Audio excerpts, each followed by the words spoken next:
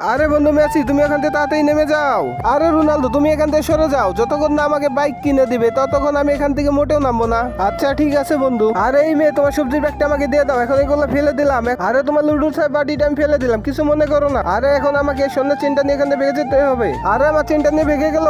আরে এই তো আসামি পেয়ে গেছে, এখন চোরটাকে ধরতে হবে। আরে এই তো ধরে ফেলেছি, আমি তোমাকে এখন ছাড়বো না। আরে রোনালদোকে মেরো না, ও আমাদের অনেক বড় সাহায্য করেছে। আরে আমার সবজি ব্যাগটা যখন রোনালদো চুরি করেছিল তখন এই চোরটাকে ফাঁদে ফেলার জন্য আরে রোনালদো আমাকে সাহায্য করেছিল।